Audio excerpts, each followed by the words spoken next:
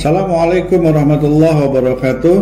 Ketemu kembali kita di Academic TV dalam pembahasan sejarah peradaban Islam.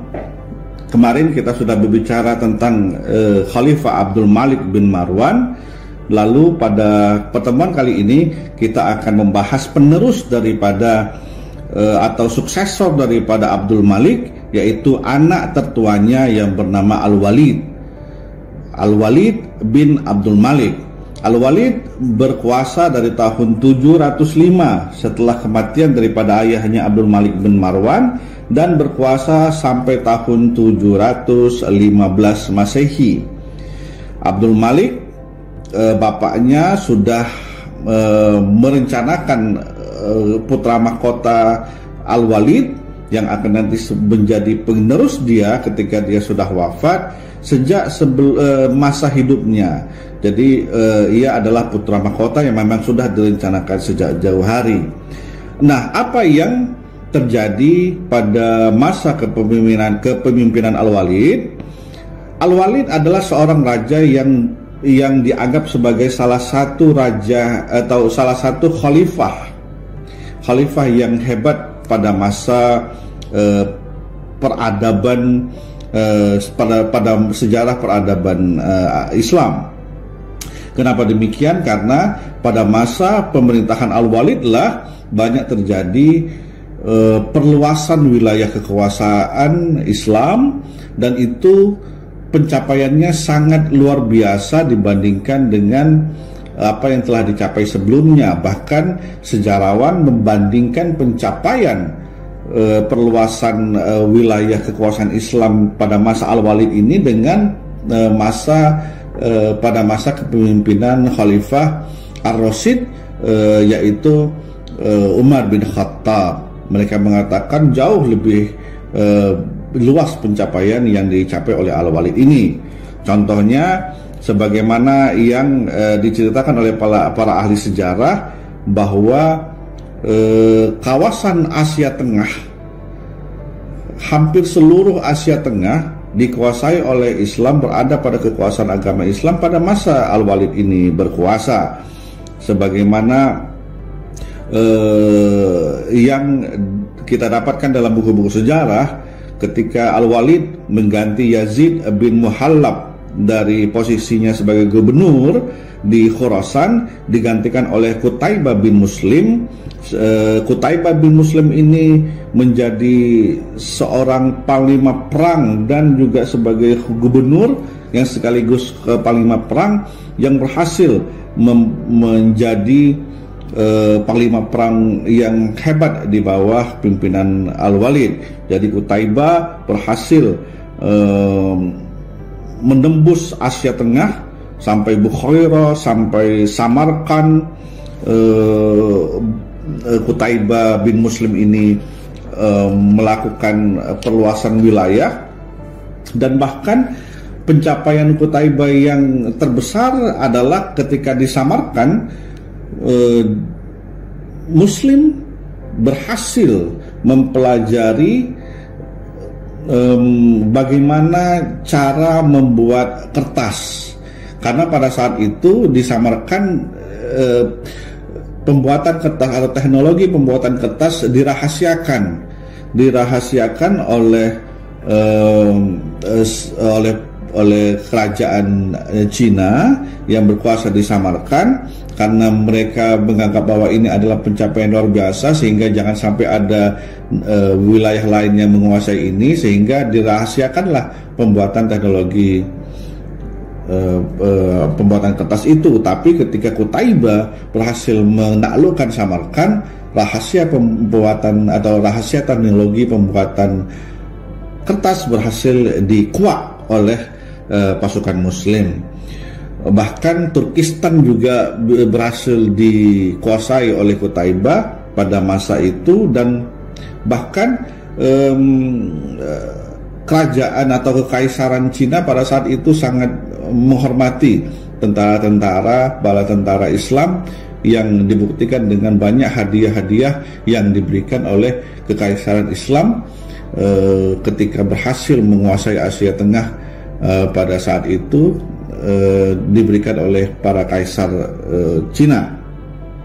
Kemudian juga tidak hanya di Asia Tengah bagian utara, namun juga di Asia Tengah bagian selatan dan tengah, di mana India, kemudian Afghanistan, Pakistan, Sri Lanka itu berhasil dikuasai oleh bala tentara yang dikirim oleh Al-Walid. Pada khususnya tentara-tentara di kawasan India, Pakistan, Afghanistan, Sri Lanka tersebut dipimpin oleh Abdurrahman bin Muhammad, dan juga pasukan yang dipimpin oleh Muhammad bin Qasim yang berhasil memperluas ke daerah kekuasaan Muslim yang khalifahnya itu Al-Walid sampai ke daerah Punjab, sampai di daerah Multan, sampai di daerah Hyderabad, sampai di daerah Sindh yang merupakan kawasan sekarang antara kawasan India, Pakistan dan Sri Lanka. Kemudian juga pada tahun 711 terjadi pencapaian yang luar biasa, yaitu penaklukan Eropa yang dipimpin oleh seorang letnan dari Musa bin Nusair. Siapa nama letnan yang dikirim oleh Musa bin Nusair tersebut? Adalah Tariq bin Ziyad. Tariq bin Ziyad tahun 711 berhasil dengan pasukan 7.000 orang berhasil menaklukkan Spanyol dengan mengalahkan pasukan Raja Roderick. Dan pada saat itu tidak hanya menaklukkan Raja Roderick Spanyol, tapi juga Raja Roderick terbunuh pada saat itu. Tariq berhasil terus menguasai banyak daerah Spanyol, termasuk Sidonia, Carmona, Granada, dan Cordova. Lalu pada tahun 712 Musa bin Nusair juga mendarat di Spanyol dan kembali berhasil menaklukkan lebih luas lagi daerah Spanyol seperti Sevilla, Saragossa, Zaragoza, bahkan Barcelona. Jadi pada masa itu tahun 1711 dan 1712 pasukan Muslim dengan khalifahnya Al-Walid berhasil menguasai Spanyol atau yang kita kenal dengan Cordova dan Barcelona tersebut. Nah, pada tahun 1715 Al-Walid meninggal dunia. Jadi dia berkuasa lebih kurang 10 tahun dia berkuasa. Sekali lagi sebagaimana sudah kita sebut, Al-Walid bin Abdul Malik dianggap oleh para ahli sejarah sebagai pemimpin atau khalifah di antara khalifah yang berhasil membangun peradaban Islam secara hebat. Di bawah kekuasaan Al-Walid, kekuasaan Muslim menguasai Asia Timur, Asia Tengah, Asia Utara, Asia Selatan, bahkan Spanyol. Dan kekuasaan tersebut tercatat pada masa Al-Walid, kekuasaan Islam mencapai 3 benua: benua Asia, benua Afrika, dan benua Eropa. Salah satu juga pencapaian yang dianggap fenomenal oleh para ahli sejarah di masa kekuasaan Al-Walid adalah bahwa Al-Walid berhasil membangun Masjid Al-Walid di Damaskus yang dianggap pada masa itu sebagai masjid terluas yang ada di dunia. Lalu dia juga memperluas Masjid Nabawi di Madinah dan juga memperbaiki serta meluas Masjid Aqsa di Yerusalem. Menurut Van Kramer, seorang ahli sejarah, bahwa istana Al-Walid pada saat itu adalah merupakan istana yang termegah yang pernah ada di dunia pada saat itu. di mana dinding-dindingnya dipenuhi dengan hiasan emas, mozaik dari emas, dan juga lantainya terbuat dari marmer.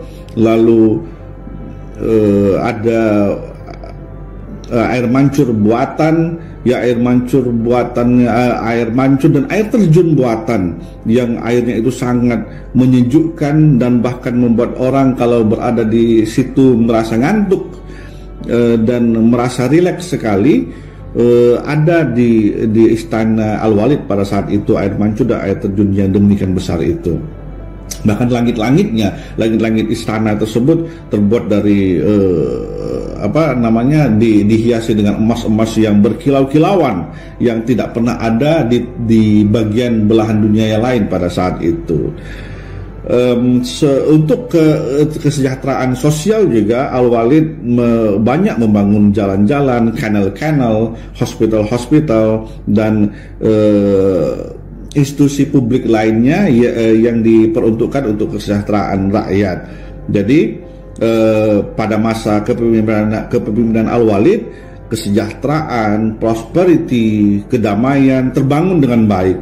Bahkan kaum-kaum Syiah dan kaum-kaum Khawarij yang terkenal pada masa sebelumnya selalu melakukan pemberontakan. Tidak ada pemberontakan dari Syiah, tidak ada pemberontakan dari kaum Khawarij pada masa kepemimpinan Al-Walid. Semuanya damai, sejahtera, karena memang Al-Walid adalah raja yang khalifah yang berhasil mensejahterakan masyarakatnya pada masa itu. Demikian, insya Allah pada pertemuan selanjutnya kita akan lanjut kepada raja atau Khalifah Sulaiman, dan sekaligus kita masuk dua khalifah untuk pertemuan selanjutnya, yaitu Khalifah Umar Sulaiman, dan setelah Sulaiman Umar bin Abdul Aziz. Demikian, semoga kita selalu berada dalam rahmat Allah Subhanahu wa Ta'ala, selalu menyaksikan siaran Akademik TV. Terima kasih. Assalamualaikum warahmatullahi wabarakatuh.